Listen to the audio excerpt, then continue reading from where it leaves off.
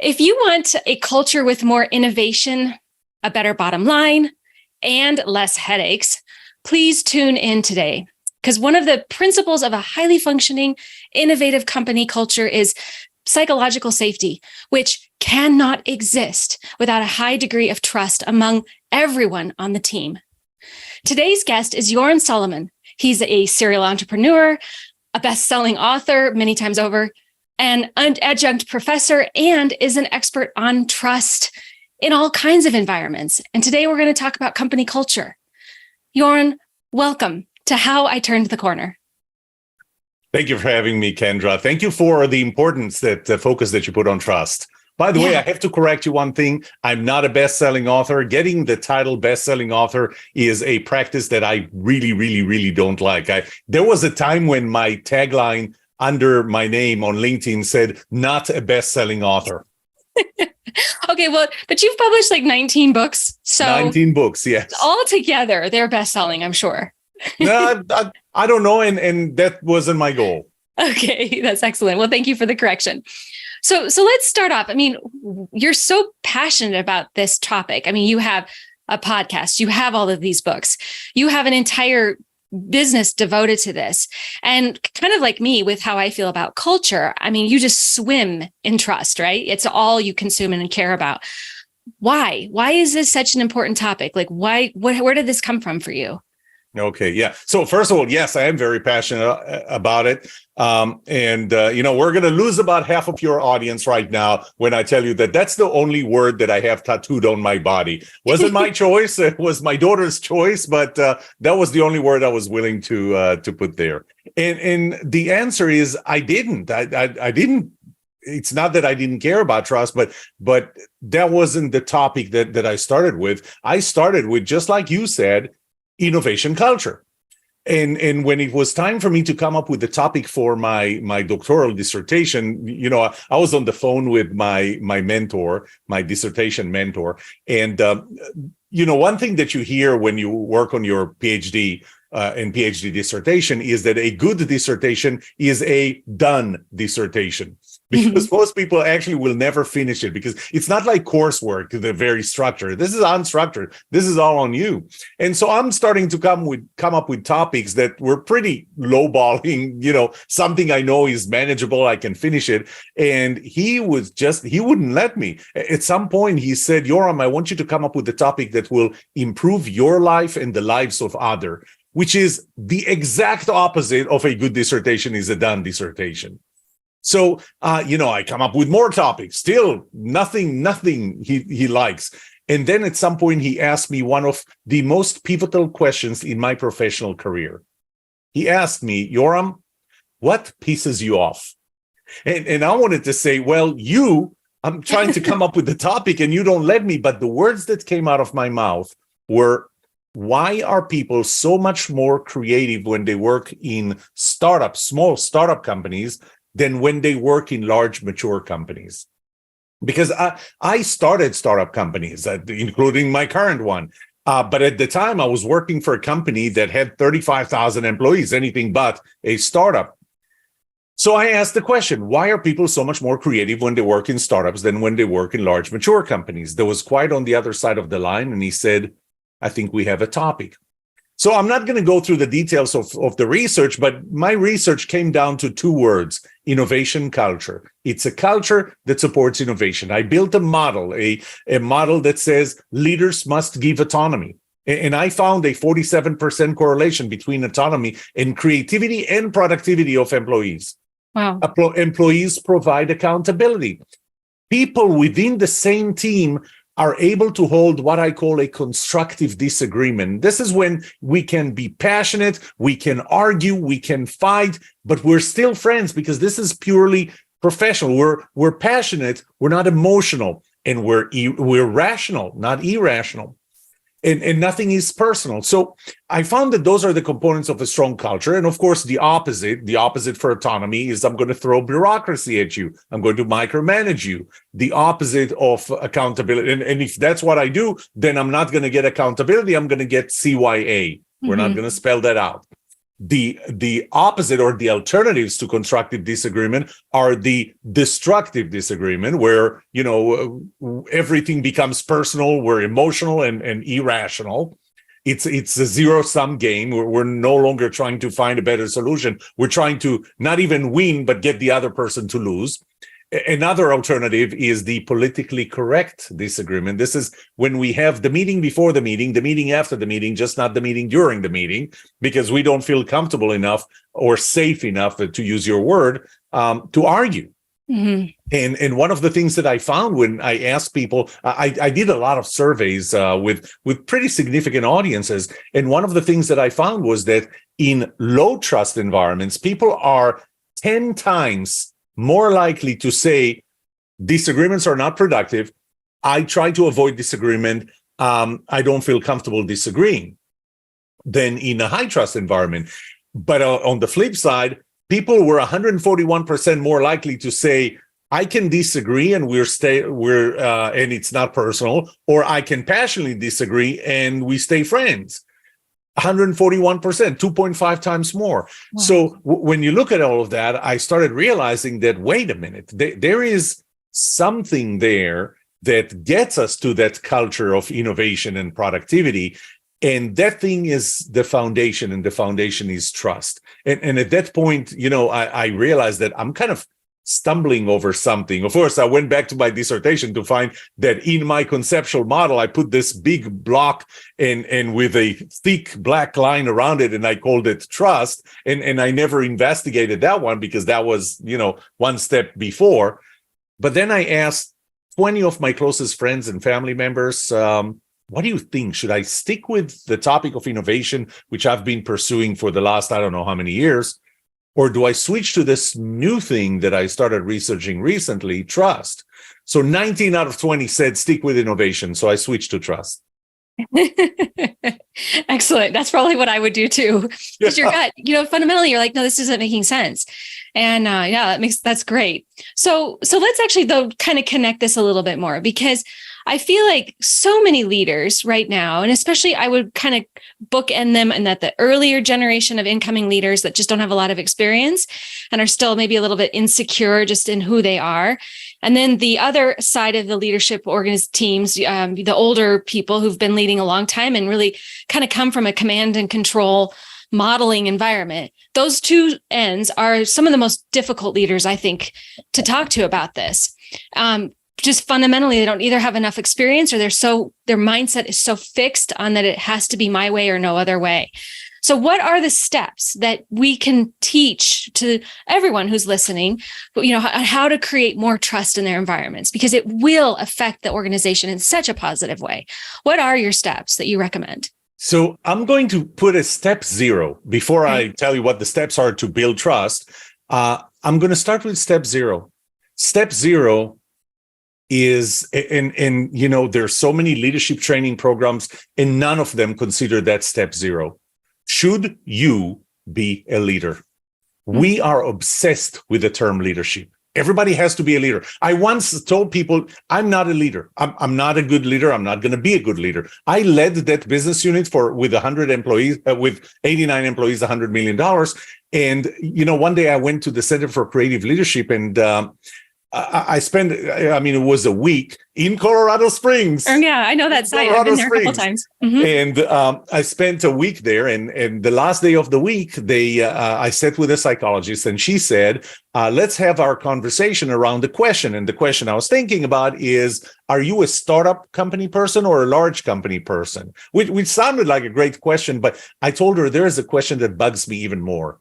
Am I a leader or an individual contributor? And she said, great, that's a good question. So we spent the next 2 hours talking around that question, then graduated, got back took a flight back to Dallas. Monday morning, walked into my boss's office, and I told her, I don't want to be the leader anymore. I'm not a good leader. I don't think that I'm going to be a good leader. I'm a very good individual contributor. Release me from that job. And like every good boss, she said first, no.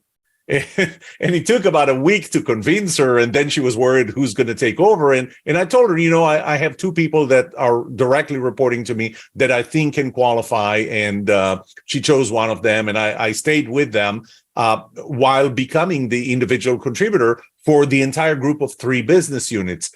And you know what? Never looked back. So the first question is, should you be a leader? Should we just stop this obsession with everybody has to be in leadership?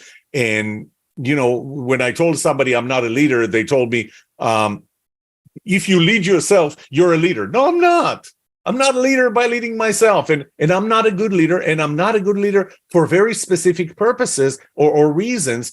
And some of them have to do with trust and my lack of trustfulness in other people due to things that I went through in my life. And I know that coming from a military background, I might be a little heavier on the command and control way of managing, which is not what you have or need to have in a thriving organization. So I just said, I'm not a leader. I'm not going to be a good leader. The business has done well in the year where I was leading it, but I'm not going to say that I was leading it. I had good people. We had good products. We had a good economy. It was despite of my lack of leadership, strong leadership capabilities, wasn't because of my leadership capabilities. So question number 0 or step number 0 needs to be, should you be a leader? I mean, I'm sure that you heard of the Peter Principle, right? Oh, yeah. Lawrence Peter, 1960, I think 5 or something. Mm-hmm. He wrote the book, the Peter Principle, that essentially says we promote people until they reach their level of incompetence, and then we stop promoting them. But now they're stuck there. What happens is it has cost. You're losing perfectly good individual contributors to make them a manager. You're gaining a mediocre or worse manager, and now you're starting to lose employees, or at least lose their creativity and productivity. So the first question is, should you be a leader? But let's say that the answer is yes. You want to build trust in the team, in the company. The first step in building trust is they need to trust you. And so my focus on helping companies, individuals be more trusted, that's what it starts with. How do you become more trusted? And it starts first with the understanding that trust is not what you think it is. When we talk about trust, we say, I trust you, I don't trust you. It's not that simple. It's a lot more nuanced. There are different levels of trust. And you need a certain level for one thing and different level for another thing.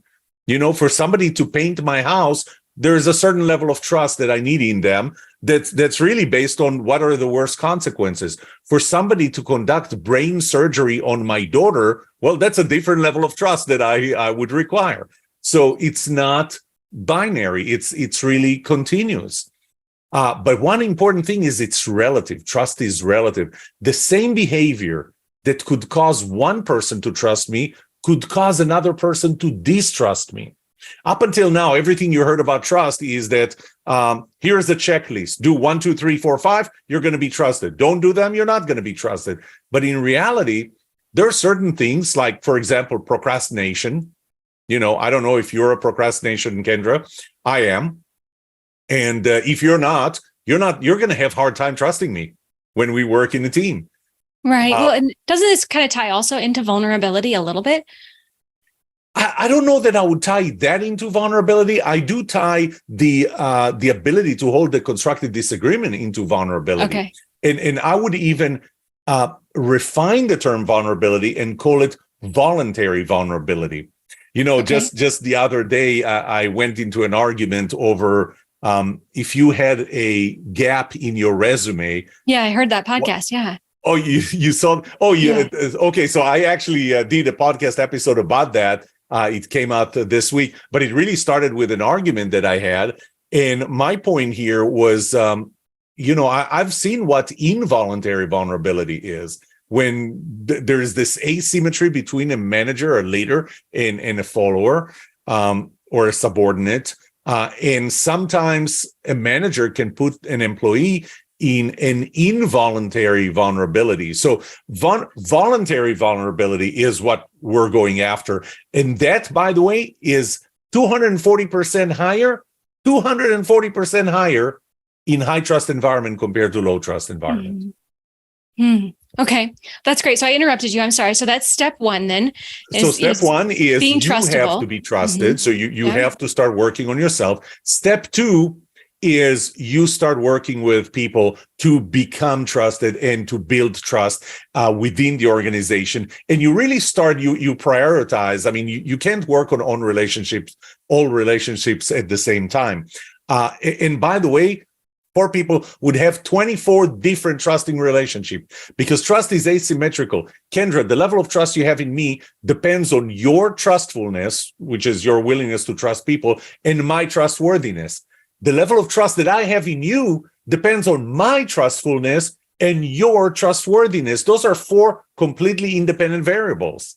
So there are completely 2 different levels of trust between you and me in both directions. So 4 people would have 24 different trusting relationships. You can't work on all of them at the same time. So you start prioritize. Where do we have high dependency, high reliance relationships? Those are the ones we want to make sure the trust is there first. And we go on from there. Okay, great. So that's step 2. What about 3? That's it. Now you have trust and you enjoy the benefits of it. Okay, great. And by the way, what are the benefits?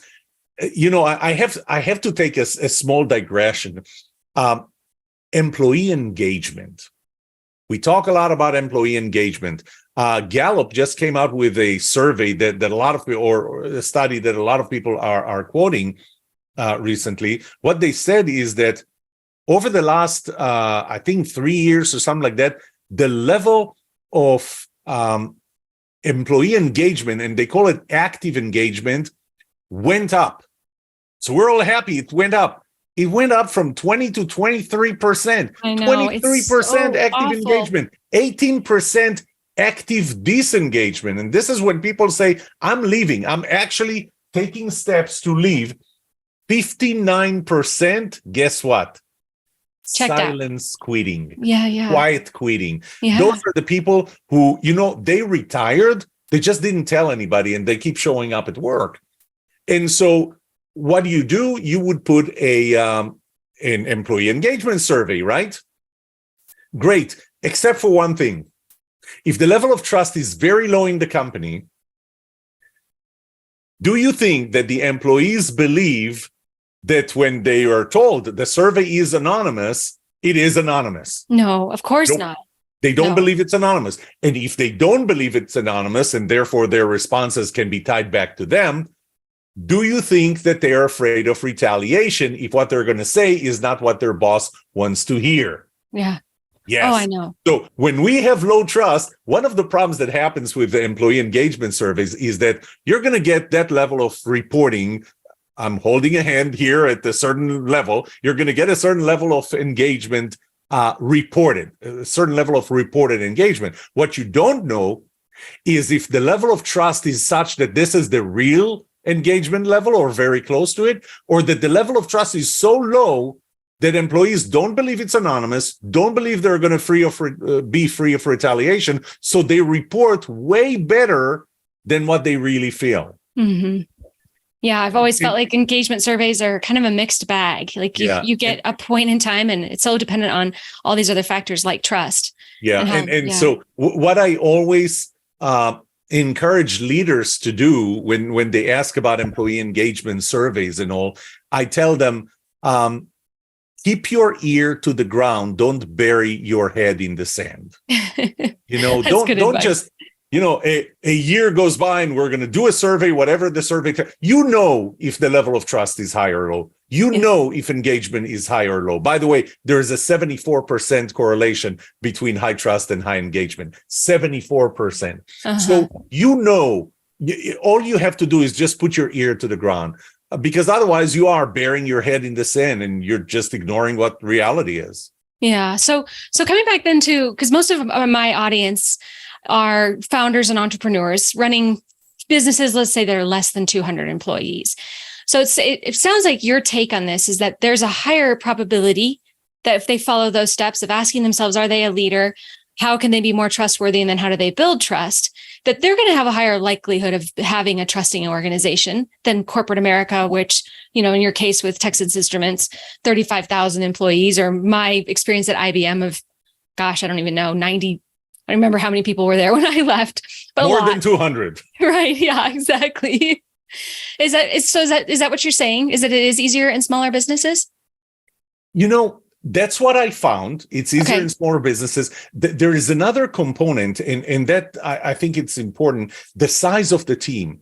Even when you have a company of 200 employees, and I've been in companies like that too, it's easy to say, well, we're small enough.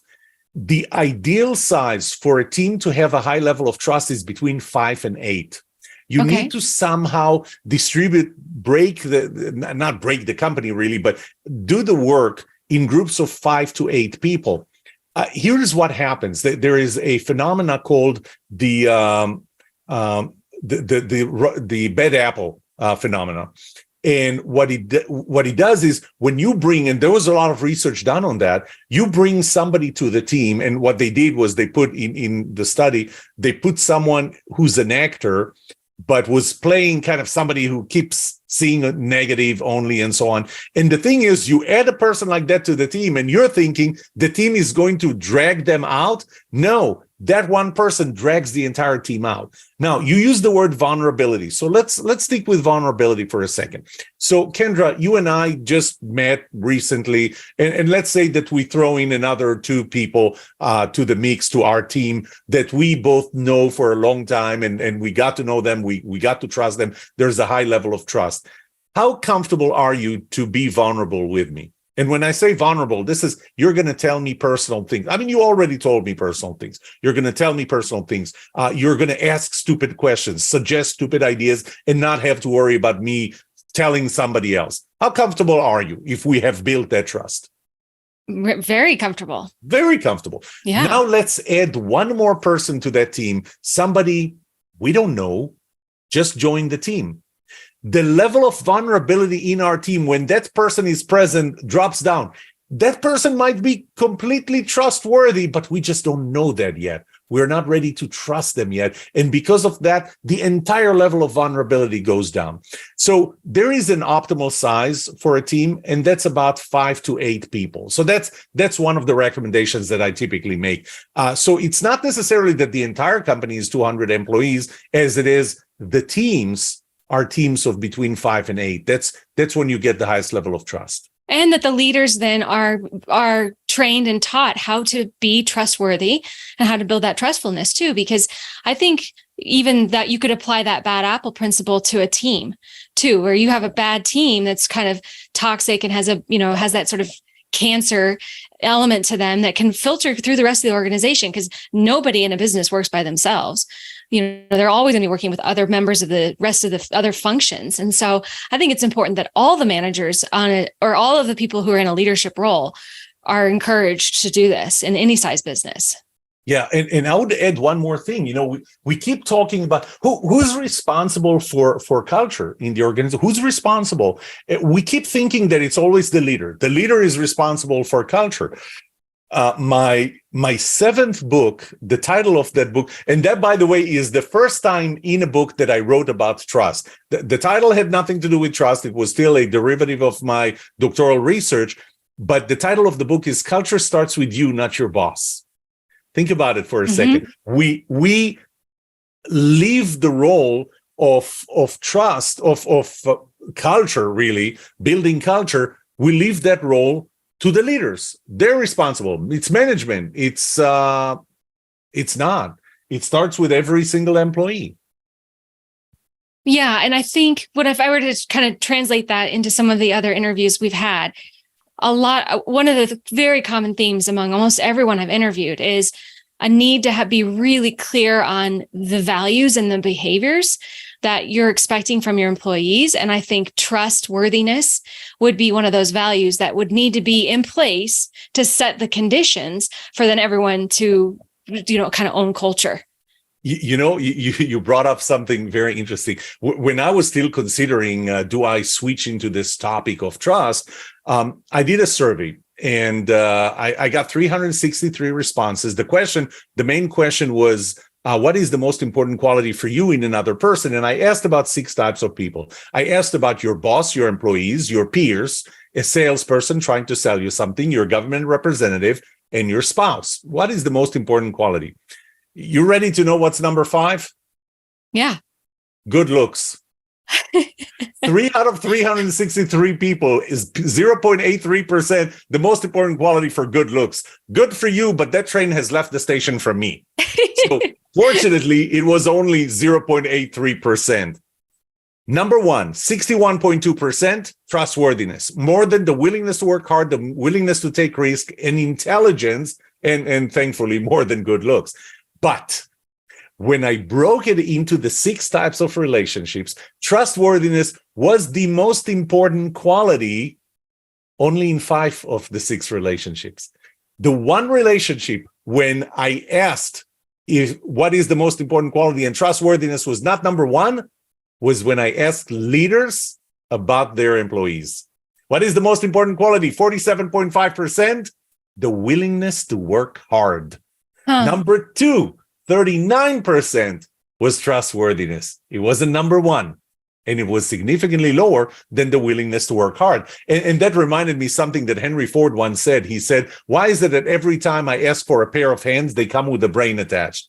And you're thinking, oh, that's so 1900, early 1900 statements? No, Elon Musk just bought Twitter. Right after he bought it, he said, I demand of my employees to work long hours or leave. What does that have to do with performance, with quality, with productivity, with creativity, with trustworthiness? Nothing. With innovation. Yeah, nothing. It's the willingness to work hard. That's how leaders today, that's how leaders see many leaders. I'm not going to say all leaders, but that's how they see their employees. What is the number 1 thing you want from your employee? I want them to work hard. I want them to be willing to work hard. And if the employee's trustworthiness doesn't matter, what does it say? It says that I don't intend to trust them.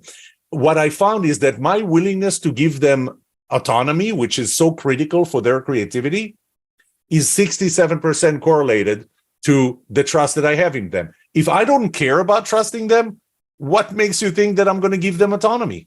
Mm-hmm.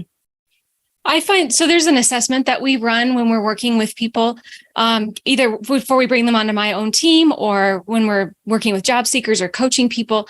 And what I love about it is it's really granular. So it looks at people from the perspective of 64 competencies, which means you can't just like pigeonhole or label someone because of that. It's too complex. But I love it because I can see people really quickly, just how they're naturally wired. And one of the traits that it measures is trust. And one thing I've observed I've probably run this thing 3,000 or 4,000 times now. One of the things I've observed is when people are low on trust, I have found, not 100% of the time, but some of the time, that they're not trusting. Yeah. And also not trustable. They tend to have in their past had some kind of fraud, something mischievous, something. Isn't that interesting? That low trust is also kind of almost a mirror to how trustable you are. Have you noticed that? There is one more thing that I have to add, and that's trust is reciprocal. And I already said it before. It's not that if you trust me, I'll trust you, and vice versa, because I already told you that it's asymmetrical. And we like to think that if you're trustworthy, then I will trust you. By the way, you already know that's not true. You may be the most trustworthy person on earth. If I have very low trustfulness, which is what you were talking about, then I'm not going to trust you, even though you are trustworthy. But it actually works the other way around too. If I trust you and I show you that I trust you, you will behave in a trustworthy way. Because otherwise, it's a terrible feeling to know that I trust you, but you don't believe that you earned or deserve the level of trust that I'm extending to you. That's called cognitive dissonance. And as a result, what you do is to avoid it is you work hard to earn my trust. Now, there are people who are going to say, I start at 0. You have to earn my trust. Well, since this works the other way around too, which means if I don't trust you and I show you that I don't trust you, you will not behave in a trustworthy way, because what's the point, right? What's the point of you working in a trustworthy way, doing things that trustworthy people do, if I tell you that I'm not going to trust you, if I show you that I'm not going to trust you?